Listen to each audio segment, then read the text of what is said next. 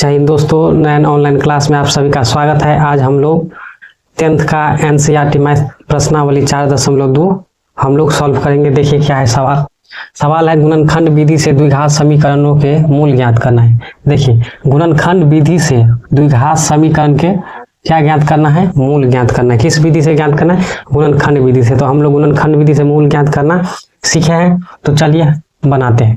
पहला नंबर सवाल देखिए, गुणनखंड विधि से बनाना है हम लोग को x² - 3x - 10 बराबर 0। ये सवाल है। गुणनखंड विधि में क्या करते हैं, सबसे पहले मध्य पद इसको टारगेट करते हैं। इसको तोड़ के अगर यहाँ पर गुणांक रहता 2 4 5 6 तो इसको गुना करते हैं, इसको इसके साथ 10 के साथ, और उसके बाद इसको टारगेट करते हैं और इसको इस भाग में तोड़ते हैं कि गुना करके जो आया रहता उतना आता और जोड़ने या घटाने पर 3x आता। लेकिन यहाँ पर 10 है, तो 10 है तो इसको तोड़िएगा। कहने का मतलब ऐसा कोई संख्या जो 3x आ जाए जोड़ने या घटाने पर।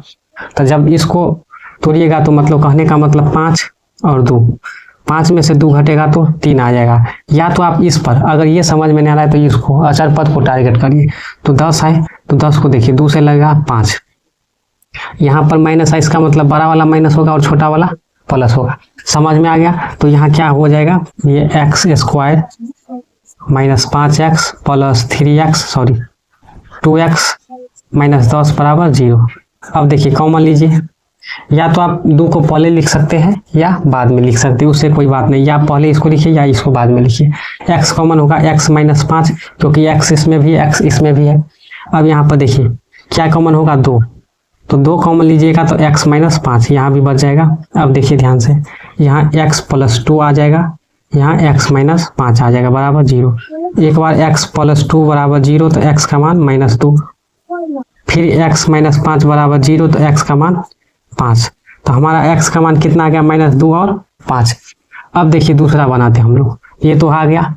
अब दूसरा क्या है, ये बनाते हैं 2x² + x - 6 बराबर 0। अब देखिए 6 दूनी 12, तो 12 को जब तोड़िएगा तो हम लोग को x लाना है, मतलब 1x, कहने का मतलब 1 लाना है। तो 4 तिया 12, 4 में से 3 घटेगा तो आ जाएगा।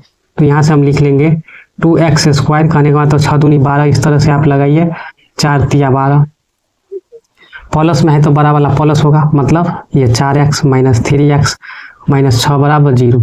यहाँ से देखिए 2x कॉमन होगा तो ये x + 2, यहाँ से 3 कॉमन लीजिएगा तो x + 2 बराबर 0।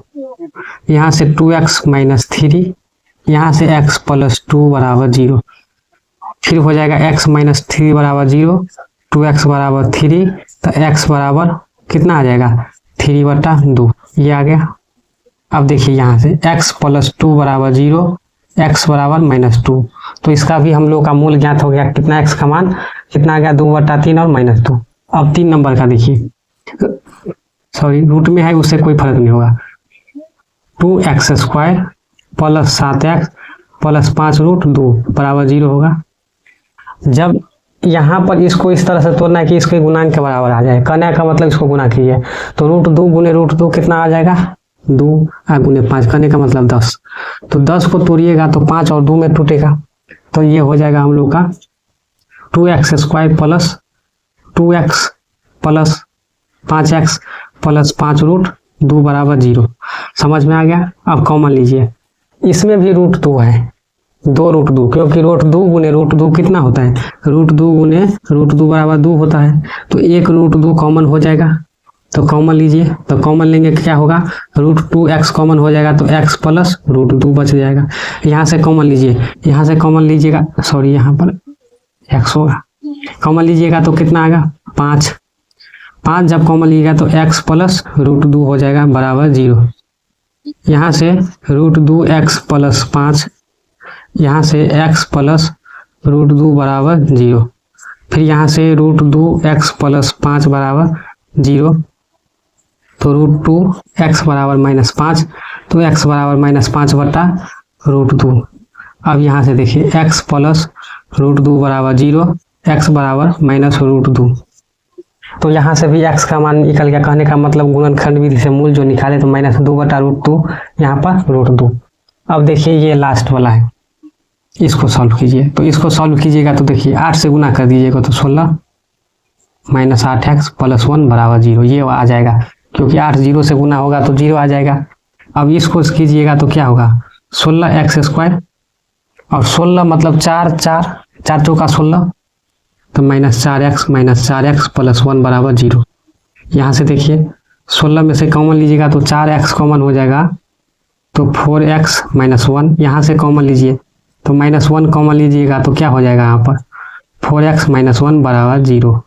यहाँ से 4x - 1, यहाँ से 4x - 1 बराबर 0, यहाँ से 4x - 1 बराबर 0, 4x बराबर 1 तो x बराबर 1/4, 4x - 1 बराबर 0, 4x बराबर 1, x बराबर 1/4।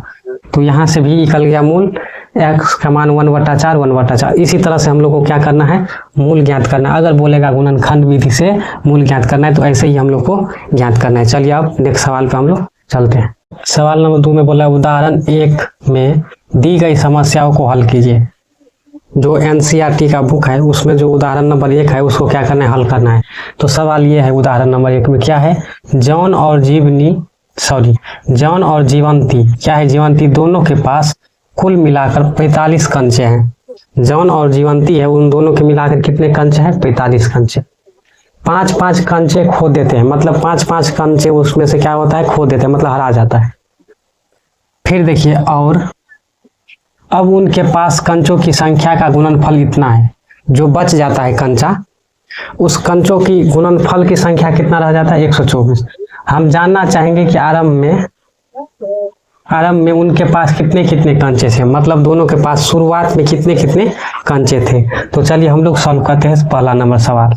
सबसे पहले मानते हैं माना कि देखिए जॉन और जीवंती दोनों के पास इतना है तो मान लेते किसी दोनों में से किसी एक को। माना कि जॉन के पास x क्या ऐसे लिखते हैं माना कि जॉन के पास कंचों की संख्या बराबर कितना x एवं जीवंती क्या है जीवंती के पास कंचों की संख्या टोटल कितना है इतना कंचे कुल मिलाकर है तो कुल मिलाकर है मान के चलिए किसी के पास 8 है और किसी के पास 10 है बोलेगा टोटल कितना है इस तरह से मतलब 12 है एक के पास 3 है तो दूसरे के पास क्या होगा 12 में से 3 घटाना पड़ेगा तो एक के पास x है तो दूसरे के पास 45 है तो 45 - x। समझ में आ गया। अब देखिए प्रश्नानुसार क्या बोल रहा है 5-5 कंचे खो देते हैं तो 5-5 कंचे खो देते हैं तो लिखेंगे हम यहाँ पर लिख देंगे 5 कंचे खो देते हैं। खो देने के बाद जॉन के पास कंचों की संख्या कितना हो जाएगा x - 5। पहले x था उसमें से 5 वो खो देता है। उसी प्रकार से जीवंती के पास कंचों की संख्या कितना हो जाएगा कितना है 45 - x - 5। अब देखिए क्या बोल रहा है तो ये हो जाएगा कितना ये हो जाएगा 40 - x। अब देखिए दोनों का गुणनफल कितना 124 कहने का मतलब इसका और इसका गुणनफल कितना है यहाँ से लिखिए x - 5 × 40 - x का गुणनफल कितना 124। सॉल्व x को 40 से गुना करेंगे तो क्या होगा 40x x को x से गुना करेंगे तो x²। फिर देखिए x को 40 से गुना किए एक बार फिर x को x से गुना आप 5 से 40 से गुना कीजिए तो माइनस प्लस माइनस 200 फिर 5 से x से गुना कीजिए तो प्लस 5x बराबर 124। समझ में आ गया। अब जितना है या तो इस सब को उधर ले जाइए तो इस सब को उधर ले जाएगा तो यहाँ पर 0 यहाँ पर 124 ये इधर जाएगा तो माइनस 40x ये माइनस है तो प्लस x² माइनस है तो प्लस क्या 200 और ये माइनस x। अब देखिए यहाँ पर जीरो घटाइए 124 और ये क्या है 200, दोनों जुट जाएगा तो कितना, पहले ये लिखिए एक्स स्क्वायर, फिर यहाँ पर देखिए माइनस क्या है 40 और यहाँ पर -5, तो जुट के कितना हो जाएगा -45 एक्स और ये प्लस 324। अब इसको सॉल्व करेंगे हम लोग तो क्या हो जाएगा, इस तरह से लिख के एक्स स्क्वायर -45 प्लस 324 बराबर 0। समझ में आ गया। अब इसको सॉल्व करना है तो इसको गुणनखंड कर दीजिए, 324 2 से लगेगा तो 16, फिर 2 से लगा 81, 3 से 27, 3 से 9, फिर 3 से 3, इतना आया। अब देखिए ध्यान से 45 लाना है जोड़ के या घटा के, तो यहाँ पर 2 दूनी 4, 4 तिया 12, 12 तिया 36 और 3 तिया 9, तो 36 और 9, तो हम लोग लिखेंगे यहाँ पर x square minus 36x minus 9x plus 324 common लीजिए तो x कॉमन होगा, x माइनस 36, यहाँ पर फिर -9 कॉमन लीजिएगा तो x माइनस 36, क्योंकि 9 तिया 27 और फिर यहाँ पे बच जाएगा कितना, यहाँ पर बच जाएगा 5, 9 छक्के 54 बराबर 0। फिर यहाँ से x माइनस 9 हो जाएगा, फिर यहाँ से x माइनस 36 बराबर 0।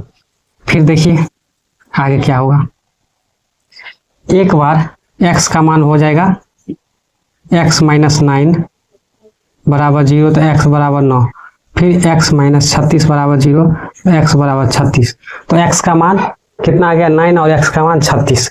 अब देखिए या तो उसके पास कितना था शुरू में 36 जॉन के पास या 9, फिर उसका देखिए जीवंती का कितना आया, जीवंती का 40, 5 खो दिया है तो उसके बाद 40 ही बचा, तो 40 बचा तो इसमें से घटाइएगा x का मान, तो पहले लिखिए हम लोग लिखेंगे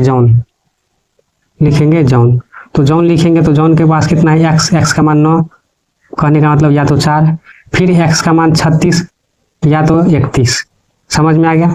फिर क्या है जीवंती कितना है 40 माइनस 9, कहने का मतलब कितना हो जाएगा 31, फिर 40 माइनस 31 या 9, तो इस प्रकार से आएगा, या तो 36, तो ऐसे आएगा आंसर, या तो जीवंती के पास 31 4 या तो जॉन के पास 31 4 कंचों की संख्या होगा। समझ में आ गया। चलिए अब हम लोग दूसरा सवाल इसको मिटाते हैं।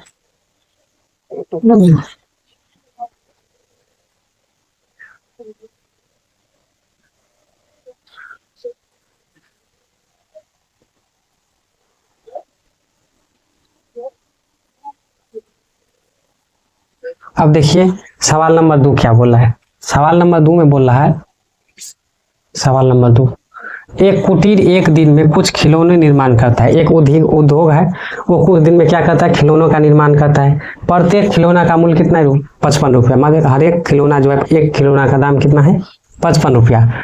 उसमें से एक दिन में निर्माण किए गए खिलौने की संख्या को घटाने से प्राप्त संख्या के बराबर है। मतलब एक दिन जितना निर्माण करता है खिलौनों की संख्या, उतना वो जो प्राप्त करता है उसके बराबर होता है। किसी एक दिन कुल निर्माण लागत कितना है, इतना रुपया। मतलब एक दिन में कितना लगता है, उसका रुपया इतना। हम दिन क्या बोला है, हम उस दिन का निर्माण किए गए खिलौनों की संख्या ज्ञात करना चाहते हैं। तो चलिए हम लोग सॉल्व करते हैं। तो सबसे पहले मान लेंगे, क्या मानना है, माना कि उस दिन निर्माण खिलौनों की संख्या x एवं कहाँ गया देखिए, एवं उस दिन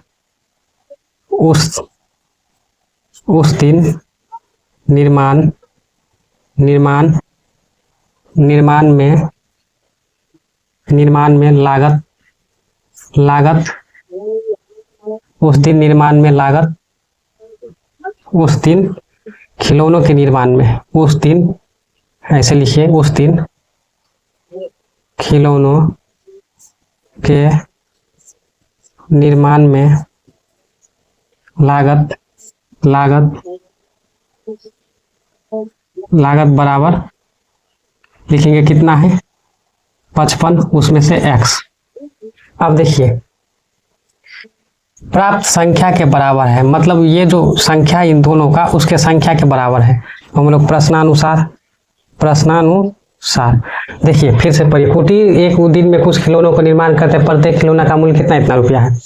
तो लागत तो इतना रुपया है, उसमें से x मतलब संख्या है, ये खिलौना का लागत और ये खिलौनों की संख्या हो जाए। अब बोल रहा है इसमें जो में से एक दिन में निर्माण के खिलौनों की घटाने पर, देखिए खिलौनों की संख्या को घटाने पर प्राप्त संख्या के बराबर है, तो घटा दिए। किसी एक दिन कुल निर्माण की लागत इतना है, तो बोला है इतना लागत है, कितना 750। तो हम लोग दोनों को क्या करेंगे, गुणनफल करेंगे बराबर 750 के। अब यहाँ पर आ जाएगा हम लोग का 55x माइनस एक्स स्क्वायर बराबर 750। सबको उधर भेजिएगा तो एक्स स्क्वायर माइनस 55x ये आ जाएगा क्या प्लस 750 बराबर 0। बेसिकली यही ज्ञात करना था हम लोग को, लेकिन यहाँ पर चलिए सॉल्व कर देते हैं। एक्स स्क्वायर यहाँ पर देखिए 25 या 75, मतलब कहने का मतलब हम लोग 30x माइनस 25x प्लस 750 बराबर 0। 25 या 75। अब कॉमन लीजिए, x कॉमन होगा तो x माइनस 30, फिर यहाँ से 25 कॉमन होगा माइनस 25, तो हो जाएगा x माइनस 30 बराबर 0। तो यहाँ से x माइनस 25, यहाँ से x माइनस 30 बराबर 0, यहाँ से x बराबर 25, फिर यहाँ से x बराबर 30। तो यही हम लोग को ज्ञात करना था। लागत इसमें से घटा दीजिएगा 30, तो या तो 25 आएगा या तो फिर ये घटाइएगा तो 30 आएगा। तो चलिए समझ में आ गया। चलिए अब फिर हम लोग नेक्स्ट सवाल पे बढ़ते हैं। देखिए सवाल नंबर 3 क्या है, ऐसी दो संख्या ज्ञात कीजिए जिनका योग 27 और गुणनफल 182 है। दो संख्या हम लोग को ज्ञात करना है ऐसा भी जिसका योग जोड़ने पर 27 आ जाए और गुना करने पर कितना आ जाए 182। तो चलिए हम लोग क्या करेंगे, सबसे पहले मानेंगे, माना कि या तो आप पहली संख्या मानिए या एक संख्या मानिए। माना कि पहला संख्या बराबर x एवं दूसरा संख्या बराबर 27 माइनस x, क्योंकि दोनों संख्या का योग कितना है 27 है, तो इन दोनों को जोड़िएगा तो कितना आ जाएगा 27 आएगा। तो पहला संख्या x तो दूसरा 27 में से x घटा देंगे। चलिए अब प्रश्नानुसार दोनों का गुणनफल बोला है तो हम लोग गुना कर देंगे 27 माइनस x। दोनों का गुणनफल कितना है 182, तो हम लोग लिखेंगे 182। अब गुना कीजिए तो 27x माइनस एक्स स्क्वायर बराबर 182। तो इन सब को उधर ले जाएगा तो हो जाएगा प्लस में, और ये माइनस और ये प्लस 182 बराबर 0। अब जब इसको देखेंगे तो इतना को देखिए तोड़िए पहले, मतलब गुणनखंड कीजिएगा तो कितना आ जाएगा 91, और ये 13 7 91, तो मतलब 14 और कितना आ जाएगा 13, जोड़ेंगे तो 27। तो x square minus 14x minus 13x plus 182 बराबर 0। यहाँ से x माइनस 14, फिर माइनस कॉमन लेंगे तो x माइनस 14 बराबर 0। फिर यहाँ से ज्ञात कीजिए तो x माइनस 13 बराबर 0, तो x बराबर 13, फिर x माइनस 14 बराबर 0, तो x बराबर 14। दोनों को जोड़िए, 13 14 को जोड़ेंगे तो 27, दोनों को गुना करने पर 182। तो यही हम लोग को ज्ञात करना था। चलिए फिर हम लोग अब नेक्स्ट सवाल पे है 4। सवाल नंबर 4 क्या है, दो क्रमागत धनात्मक पूर्णांक ज्ञात करना है। मतलब दो लगातार संख्या ज्ञात करना है जिनके वर्गों का योग कितना होना चाहिए 365। देखिए जिनके वर्गों का योग 365। जब कभी भी ये बोलेगा क्रमागत तो समझ जाना क्या बोला है, लगातार में बोला है। धनात्मक मतलब पॉजिटिव वाला संख्या लेना है, निगेटिव नहीं लेना है। तो चलिए हम लोग लिखेंगे माना कि पहला धनात्मक पूर्णांक, पहला धनात्मक पूर्णांक बराबर x मान लीजिए, एवं दूसरा धनात्मक पूर्णांक बराबर x प्लस 1, क्योंकि लगातार में है तो पहला x तो दूसरा x प्लस 2, इस तरह से हम लोग मानते हैं। अब प्रश्नानुसार देखिए क्या बोला है, दो क्रमागत धनात्मक पूर्णांक ज्ञात करना है जिसके वर्गों का योग कितना है 365। तो दोनों का वर्ग करेंगे एक्स स्क्वायर प्लस फिर इसका भी x प्लस 1 का स्क्वायर बराबर 365। दोनों वर्गों का योग कितना है 365। अब देखिए ध्यान से x square a plus b का है इसको होल स्क्वायर आ गया, तो a x square plus 2x plus 1 बराबर 365। अब इन दोनों को जोड़ेंगे तो 2x स्क्वायर प्लस 2x इसको इधर लाइए तो 1 माइनस 365 बराबर 0। अब देखिए 2x square plus 2x minus 364 बराबर 0, कॉमन लीजिए 2 तो x square plus x minus 1 8 बराबर 0। अब ध्यान से देखिए, अब क्या हम करेंगे, इनका गुणनखंड करेंगे, x square plus x minus 182 बराबर 0। अब देखिए ध्यान से, अब यहाँ पर 182 है, 182 जो पहले था तो उसका गुणनखंड किए थे तो कितना आया था 14 13। तो देखिए करेंगे x square plus 14x minus 13x minus 182 बराबर 0। तो कॉमन लीजिएगा x प्लस 14 और यहाँ से माइनस 13 कॉमन लेंगे तो x प्लस 14 बराबर 0। यहाँ से x माइनस 13, यहाँ से x प्लस 14 बराबर 0। फिर यहाँ से x माइनस 13 बराबर 0, तो x का मान 13। फिर यहाँ से देखिए x प्लस 14 बराबर 0, x बराबर माइनस 14, ये नहीं होगा क्योंकि क्या बोल रहा है यहाँ पर धनात्मक। तो जब धनात्मक बोल रहा है तो हम लोग ऋणात्मक वाला नहीं लेंगे, तो पहला जोड़ेंगे तो पहला हम लोग का आ गया कितना 13, इसमें 13 ऐड कीजिए तो ये दूसरा हो जाएगा 14। समझ में आ गया। अब चलिए फिर हम लोग नेक्स्ट सवाल पे चलते हैं। 5 क्या है, एक समकोण त्रिभुज की ऊंचाई इसके आधार से 7 cm कम है। ऊंचाई जो है एक समकोण त्रिभुज का मतलब कहने का मतलब लंब कितना है, आधार से 7 cm कम है। यदि कर्ण कितना है 13 cm का हो तो ज्ञात करना है, अन्य 2 हो जाए। पहले देखिए फिगर से समझते हैं, ये फिगर है हम लोग का समकोण त्रिभुज का, समकोण त्रिभुज का है। देखिए कर्ण कितना बोल रहा है 13 है, और यहाँ इस देखिए त्रिभुज की ऊंचाई जो है आधार से कितना कम है 7 कम है। अगर आधार x होगा तो ये कितना होगा x माइनस 7। समझ में आ गया। देखिए आधार से कितना, आधार x होगा तो ये x माइनस आधार से 7 कम होगा। तो हम लोग मान सकते हैं यहाँ पर माना कि समकोण त्रिभुज की आधार बराबर x एवं ऊंचाई जिसको लंब बोलते हैं ऊंचाई बराबर x माइनस 7। अब प्रश्नानुसार क्या देखिए समझ क्या होता है, कर्ण बराबर फार्मूला, कर्ण स्क्वायर बराबर होता है लंब स्क्वायर, कहने का मतलब ऊंचाई स्क्वायर प्लस आधार स्क्वायर, ये होता है। तो कर्ण स्क्वायर, तो कर्ण कितना है 13, तो 13 का स्क्वायर, लंब कितना है x माइनस 7 इसका स्क्वायर, आधार कितना है x, तो x का स्क्वायर, 13 का स्क्वायर 169। अब देखिए यहाँ से x माइनस 7 मतलब a माइनस बी का होल स्क्वायर, तो x square minus 14x plus 49, यहाँ से x स्क्वायर। अब देखिए इसको इधर ले जाइए तो यहाँ से हो जाएगा 2x square minus 14x plus 49 minus 169 बराबर 0। यहाँ से 2x स्क्वायर माइनस 14x घटाइएगा तो 0, ये 2 और ये 120 बराबर 0। कॉमन ले लीजिए, 2 कॉमन लेंगे तो x square minus 7x minus 60 बराबर 0। यहाँ से आ जाएगा हम लोग का, यहाँ लिखते हैं x square minus 7x minus 60 बराबर 0। यहाँ से 12 पंचे 60 आ रहा है तो लिखेंगे x स्क्वायर माइनस यहाँ से 12x माइनस 5x घटेगा तो आ जाएगा 60 बराबर 0। फिर x कॉमन लीजिएगा तो x माइनस 12, यहाँ से 5 कॉमन लेंगे तो x माइनस 12 बराबर 0। यहाँ से x प्लस 5, यहाँ से x माइनस 12 बराबर 0, तो x प्लस 5 बराबर 0, तो x का मान माइनस 5, जो कि गलत है क्योंकि लंबाई चौड़ाई ऊंचाई जो भी होता है माइनस में नहीं होता है। फिर यहाँ से x माइनस 12 बराबर 0, फिर x बराबर 12, तो आधार आ गया 12। तो जब ये निकालिए ऊंचाई, तो ऊंचाई निकालेंगे तो x माइनस 7, कहने का मतलब 12 माइनस 7 कितना आ जाएगा 5। समझ में आ गया। इसी तरह से क्या करना है, सॉल्व करना है। चलिए अब नेक्स्ट सवाल पे है जो प्रश्नावली 4.2 का लास्ट है।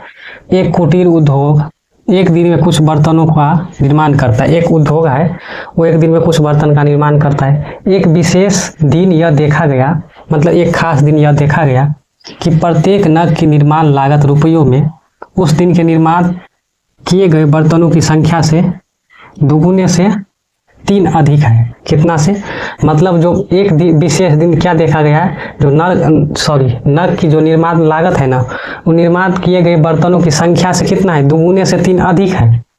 तो यदि उस दिन की कुल निर्माण कितना रुपया है, इतना, तो क्या ज्ञात करना है, निर्मित बर्तनों की संख्या और प्रत्येक नग की लागत, ये ज्ञात करना है। तो सबसे पहले हम लोग मानेंगे, माना कि निर्मित बर्तनों की संख्या बराबर x एवं प्रत्येक नग की लागत बराबर, देखिए क्या बोल रहा है, यहाँ से पढ़िए, प्रत्येक नग की निर्माण लागत, मतलब नग जो निर्माण लागत है, किए गए बर्तनों की संख्या, मतलब निर्माण किए गए बर्तनों की संख्या, तो निर्माण कितना है x, उसको दोगुने से तो 2x + 3 इतना अधिक है। यदि उस दिन निर्माण कुल कितना है 90, तो ज्ञात करना है निर्मित बर्तनों की संख्या और ये ज्ञात करना है। तो चलिए सॉल्व करते प्रश्नानुसार। क्या करेंगे, दोनों को मल्टीपल करेंगे, तो x × 2x² + 3 बराबर कितना रुपया है, इतना रुपया।